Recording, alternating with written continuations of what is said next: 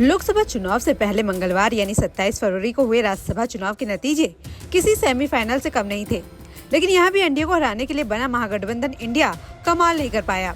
India गठबंधन की सबसे बड़ी पार्टी कांग्रेस हिमाचल में अपनी सरकार होने के बावजूद भी अपने विधायकों को एकजुट नहीं रख पाई। कांग्रेस के साथ ही समाजवादी पार्टी भी अपने विधायकों को एकजुट दिखाने में नाकामयाब साबित हुई।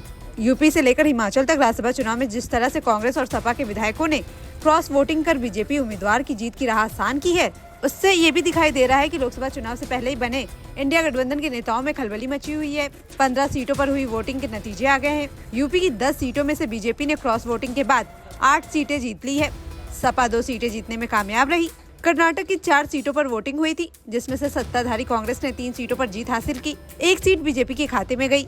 हिमाचल की एकमात्र सीट कांग्रेस के लिए पक्की मानी जा रही थी, लेकिन क्रॉस वोटिंग के बाद यहां बीजेपी उम्मीदवार को विजय करार दिया गया। राज्यसभा चुनाव के नतीजों की बात करें तो चुनाव आयोग के 15 राज्यों की कुल 56 सीटों पर चुनाव का ऐलान किया था, जिसमें से 12 राज्यों में 41 उम्मीदवार पहले ही निर्विरोध निर्वाचित हो गए थे, लेकिन 3 राज्यों यूपी, हिमाचल और कर्नाटक में सीट के मुकाबले ज्यादा उम्मीदवार होने के बाद बाकी बची 15 सीटों पर मंगलवार को चुनाव करवाया गया। हिमाचल में अपनी सरकार होने के बावजूद कांग्रेस अपने विधायकों की क्रॉस वोटिंग को नहीं रोक पाई। हालांकि इस पहाड़ी राज्य में बीजेपी की जीत में किस्मत की बड़ी भूमिका रही। हिमाचल के 9 विधायकों के क्रॉस वोटिंग के कारण बीजेपी के उम्मीदवार और कांग्रेस के मनु सिंह भी दोनों को 34-34 वोट मिले। दोनों उम्मीदवारों को बराबर वोट मिलने के कारण पर्ची से विजेता का फैसला किया गया, जो कि बीजेपी उम्मीदवार के फेवर में गया। वहीं यूपी में गठबंधन को बड़ा झटका लगा। बीजेपी ने सपा को बड़ा झटका देते हुए अपने 8 उम्मीदवार को राज्यसभा का चुनाव जितवा लिया।